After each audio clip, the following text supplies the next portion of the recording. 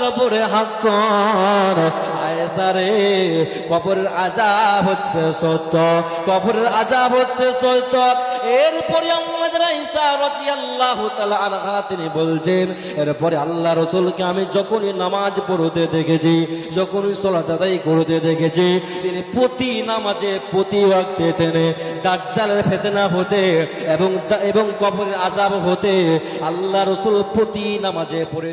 রাসূল যখন আসলেন, আল্লাহ রাসূলকে এসে বলছেন, ইয়া রাসূলুল্লাহ, ইয়া হাবিবাল্লাহ, দয়ার নবী গো, বিশ্ব নবী গো, আমার নিকটে দুইজন ইহুদি মহিলা এসেছিল।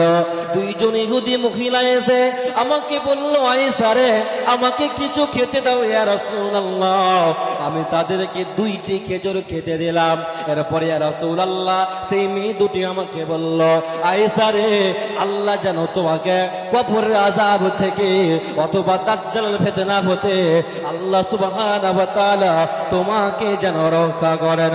আল্লাহ রাসূল বললেন, আয়েশা রে, আযাবাল কবরে হাক্কান।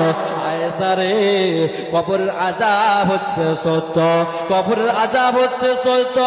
এরপরে আয়েশা রাদিয়াল্লাহু তাআলা আনহা তিনি বলছেন, এরপরে আল্লাহ রাসূলকে আমি যখনই নামাজ পড়তে দেখেছি, যখনই সালাত আদায় করতে দেখেছি, তিনি প্রতি নামাজে প্রতি ওয়াক্তে তিনি দাজ্জালের ফিতনা হতে এবং কবরের আযাব হতে আল্লাহ রাসূল প্রতি নামাজে পরিত্রাণ চাইতেন।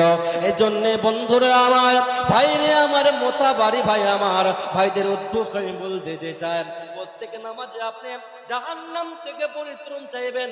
আল্লাহুম্মা ইন্নী আসআলুকা জান্নাতান ফিরদাউস, হে আল্লাহ, আপনি আমাকে জান্নাতুল ফিরদাউস আমাকে দান করুন।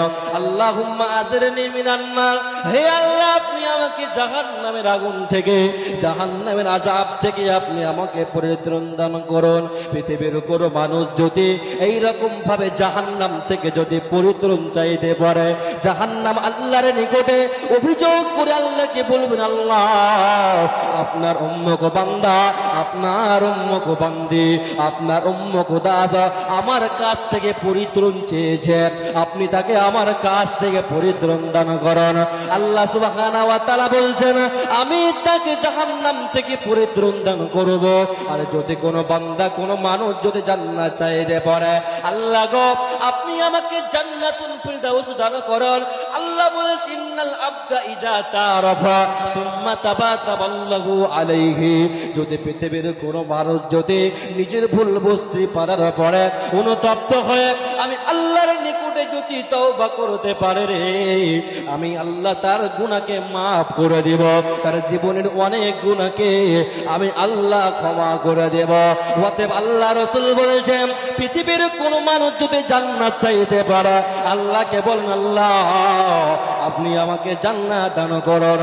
তখন জান্নাত আল্লাহর নিকটে বলবেন, দয়ার মাবুদ গো, দয়ার আল্লাহ গো, আপনার উম্মত বান্দা আমাকে চেয়েছে, আপনি তাকে মেহেরবানি করে আমাকে দান করুন, আপনি অনুগ্রহ করে আপনি আমাকে দান করুন। আল্লাহ সুবহানাহু ওয়া তাআলা বলেন, পৃথিবীর কোন মানুষ যদি জাহান্নাম থেকে পরিত্রাণ চায়, অবশ্যই জাহান্নাম আল্লাহর নিকটে অভিযোগ করবেন। পৃথিবীর কোন মানুষ যদি জান্নাত চায়, জান্নাত আল্লাহর নিকটে অভিযোগ করবেন। হাদিস থেকে কি শিক্ষা পেয়ে গেলাম? বুখারী শরীফের হাদিস থেকে কি শিক্ষা পেলাম? আল্লাহ রাসূল বলছেন, শুনে না, যারা দুনিয়ার বুকে গুনাহ করার পরে আমার নিকটে তওবা করবে, আমি আল্লাহ তাকে ক্ষমা করে দেব, মাফ করে দেব, তার কোনো চিন্তা রবে না, রবে না, রবে না।